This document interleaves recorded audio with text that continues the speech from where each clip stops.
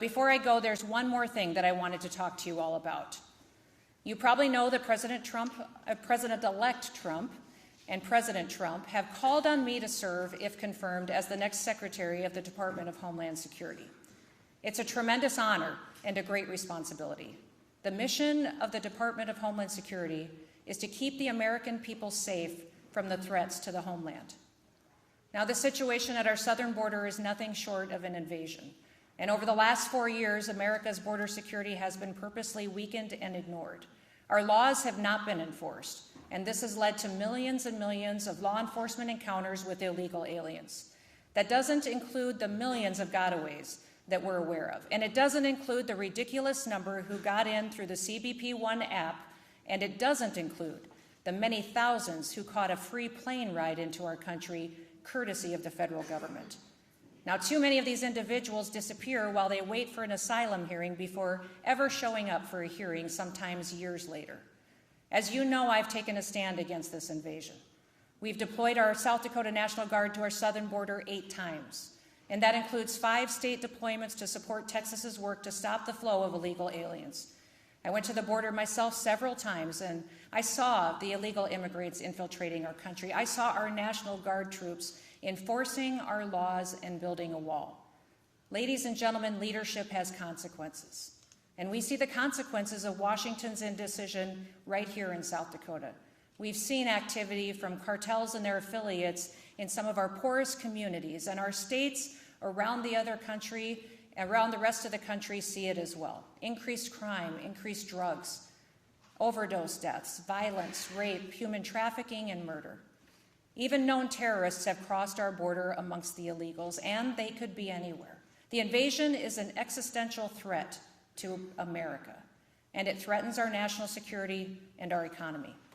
So the basic question is this: what kind of country do we want to leave to our families? I want to leave them a state and a nation that's even safer and stronger and freer than the one that I grew up in. That leaves me in a position where I may say farewell to all of you in the very near future.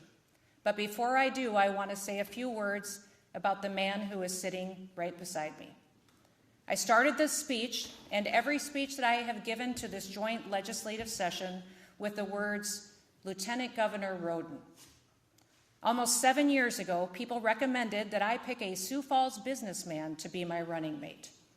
But I didn't. I asked a West River rancher to join me on the ride of a lifetime.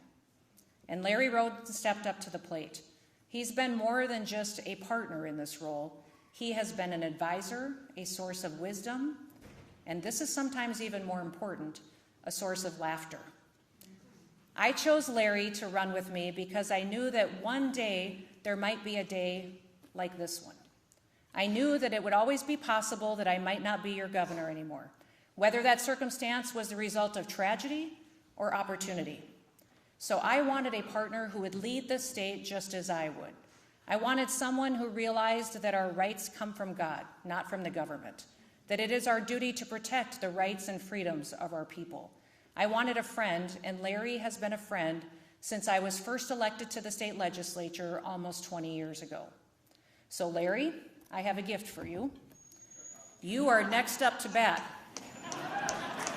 And